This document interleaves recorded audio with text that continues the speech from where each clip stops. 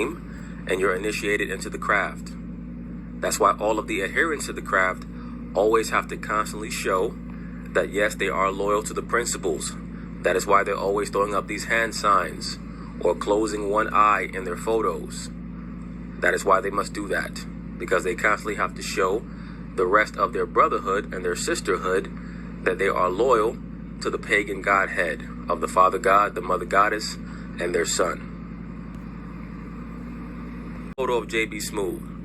As we can see, as above, so below. He's making the Baphomet pose. We see his right finger, the finger of Jupiter, aka the finger of John the Divine, pointing upward. Left hand pointing downward, or we can say it's flat on the desk, but still it's the same significance. As above, so below. Alchemical hermetic principles. He's a venerator of Hermes. Another name for Hermes is Pan or Tahuti. You know, many times you'll see some of these cats, they'll talk about the entertainment industry and they'll say, all these celebrities, they gotta bend over, they gotta give up the ass. Well, that's part of the Bacchanalian mystery school. They have to be pansexual. They must be both the giver and the receiver. They have to exhibit both masculine and feminine traits. Their sexual identity must be fluid. That's why they raise their children to be bisexual or homosexual. That's loyalty to the craft. Here goes JB Smooth again with the right forefinger over his mouth to show what? That he is a worshiper of Harpocrates, the god of silence. He will maintain the secret. He will never tell because he knows what the penalty is. Once again, we're seeing the same pose, the pose of the Baphomet. Right hand up, left hand down. As above, so below. JB Smooth is a pansexual. Hey, everything I'm saying is alleged, by the way. Let me not forget that.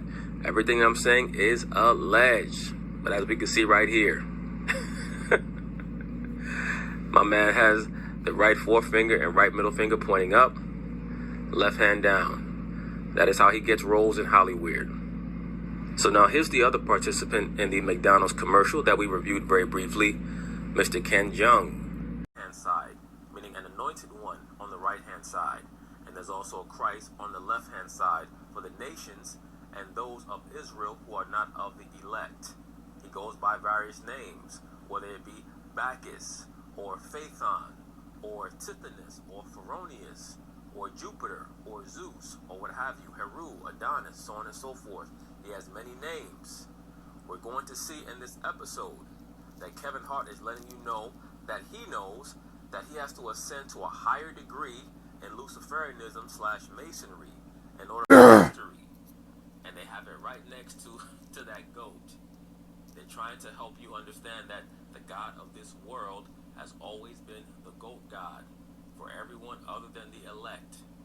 For everyone other than the elect, the God of this world is the goat God. And he understands that he must show a greater amount of obeisance to the goat, who is the God of the entertainment industry and really the God of this world for those who are not of the elect. Here we see him with Khloe Kardashian. Of course, she's ceremonially dressed in all black because she is a witch. She's a venerator of Pan. An actual program of that nature? Absolutely, I believe that. There's no doubt in my mind. Why would they not be able to clone human beings? They can clone everything else. So this notion that they either can't clone human beings or they won't do that, that's nonsense. As a matter of fact, it's extremely feasible and expedient to create a cloning program because now you have beings with no soul. That means that they have no conscience. That means that you can utilize them for whatever. You can utilize them to execute certain assassinations all across the earth, so on and so forth. There are limitless possibilities through a cloning program. So I do believe that that was a part of the movie for a reason. We've also seen a clone theme in the recent Jurassic Park films. In the last one, it was revealed that the granddaughter of one of the originators of the Jurassic Park program was a clone herself. And that's why she was so simpatico with the dinosaurs, because the dinosaurs were cloned. She realized that she was a clone and she wanted to be free. So therefore she liberated the dinosaurs as well. So there definitely was an element of cloning in this movie, and they've been making cloning films for many years now. I remember one that Sam Rockwell did called Moon. about a NASA astronaut who realized that he was a clone. Very interesting film. But as we can see here, the rabbits are in cages. I don't think that this was part of the film. This is probably a promotional photo because